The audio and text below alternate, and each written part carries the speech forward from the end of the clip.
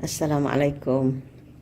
Hari ini saya tak nak kongsi balighu ani walau ayah, tapi saya nak luah perasaan di mana saya terkesan dengan satu mesej daripada seorang wanita. Beliau mengatakan sampai sekarang beliau masih rasa bersalah walaupun telah beberapa tahun bercerai dengan suami. Kenapa rasa bersalah? Kerana perceraian itu atas permintaannya. Disebabkan beliau tidak tahan sering didera oleh suami. Dia selalu mendengar ceramah, kelas agama mengatakan bahawa perempuan kalau minta cerai haram mencium bau syurga. Perempuan sepatutnya bersabar dengan kerenah suami. Contohilah Asyah, isteri kepada Firaun, di mana Firaun merupakan seorang suami yang sangat besar kepala, sangat degil. Tentu tak sama dengan suami kita. Allahu a'lam. Jadi saya terkesan dengan luahan rasa itu. Sebab kalau kita fikir, nak contoh Asyah sebenarnya dari segi apa? Asyah, isteri kepada Firaun. Sebenarnya Firaun tidak mendera Asyah sebagai isteri.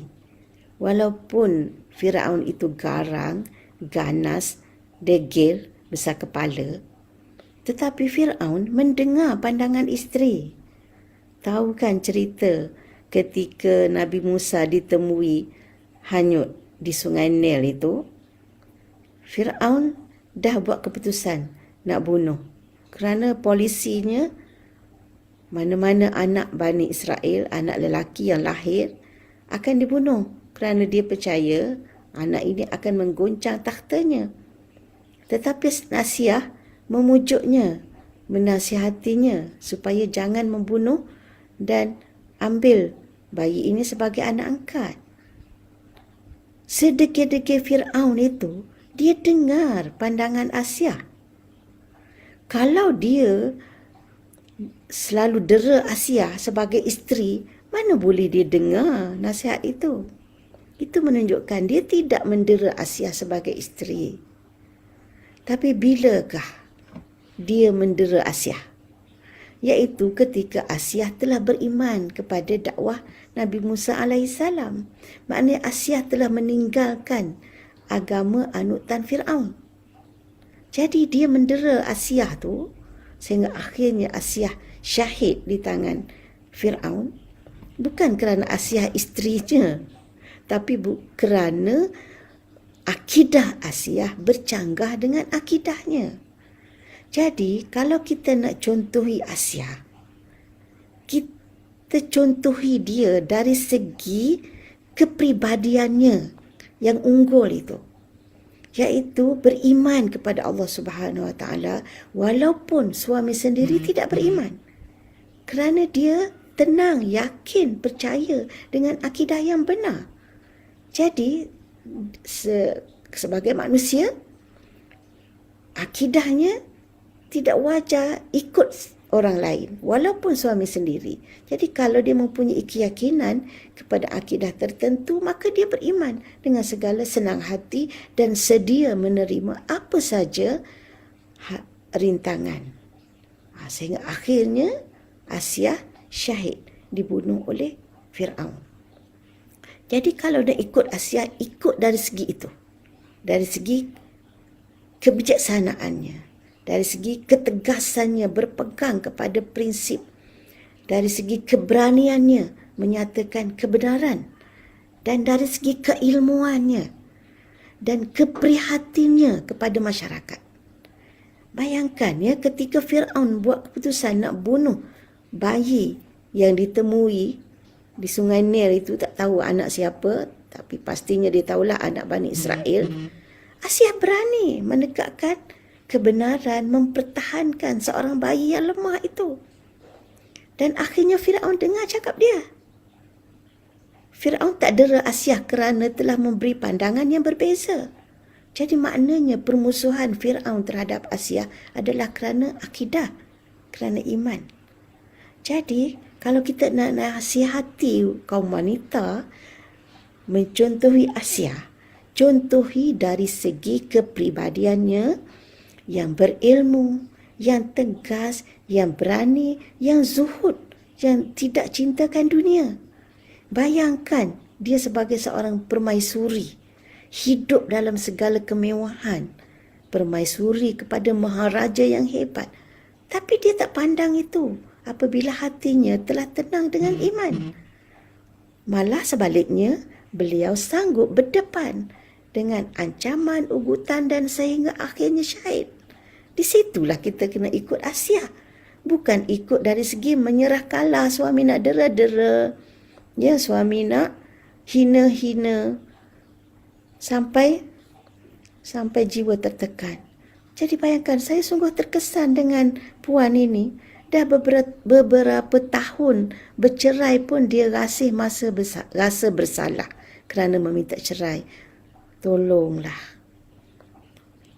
Islam bukan menggalakkan perceraian.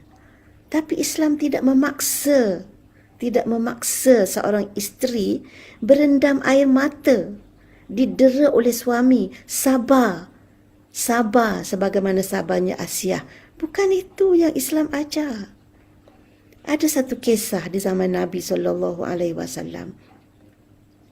Isteri kepada Thabit bin Qais radhiyallahu anhuma, dua-dua sahabat, ya, kita doakan radhiyallahu anhuma. Isteri kepada Thabit ini berjumpa Nabi SAW. Beliau berkata, "Ya Rasulullah, aku tidak nak mengadu tentang akhlak dan agama Thabit. Tetapi aku tak suka.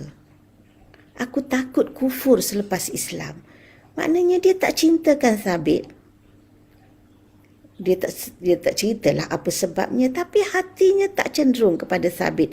Jadi dia takut kalau dia terus bersama dengan Thabit, dia tidak akan dapat melaksanakan tanggungjawab sebagai isteri, taat pada suami, hormatkan suami. Jadi dia kata dia takut kufur selepas Islam.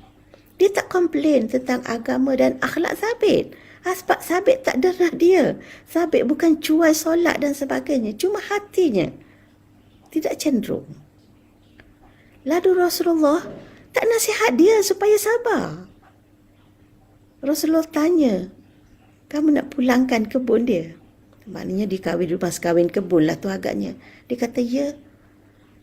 Rasulullah panggil Thabit dan Rasulullah suruh Thabit ambil balik kebunnya dan ceraikan isteri dengan satu talak.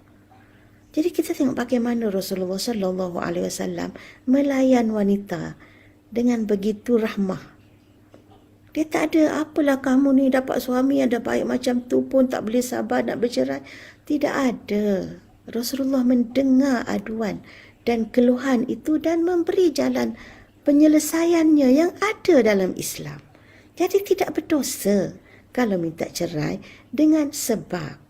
Yang berdosa tak cium bau syurga itu kalau tak ada sebab, saja-saja nak main-main minta cerai. Itu yang tak patut.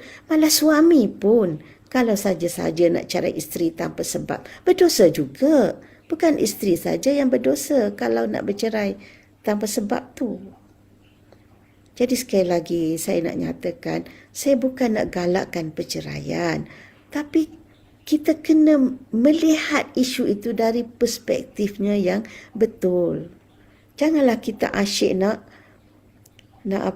letakkan beban kepada wanita saja, sabar. Sedangkan pihak suami pula bebas melakukan apa sahaja terhadap isteri. Dera perasaan, dera emosi, dera fikiran, dera fizikal. Masya Allah, na'udzubillahi min zalik. Baiklah kita menghayati prinsip perkahwinan yang Allah letakkan atas landasan sakinah, mawaddah dan rahmah. Dan kedua-dua pihak, suami dan isteri, mestilah sama-sama memainkan peranan untuk menghidupkan suasana sakinah, mawaddah dan rahmah ini Bukan isteri saja yang kena terus bersabar berendam air mata, dan tidak ada kepada siapa yang hendak dicurahkan perasaannya. Jadi sekali lagi saya tegaskan, bukan saya nak galakkan isteri tak puas hati je minta cerai, tak puas hati je minta cerai, tetapi kita mestilah berdiri di atas landasan yang betul. Apa yang Islam halalkan, jangan kita haramkan. Sekian, mudah-mudahan bermanfaat kepada semua. Wassalamualaikum warahmatullahi wabarakatuh.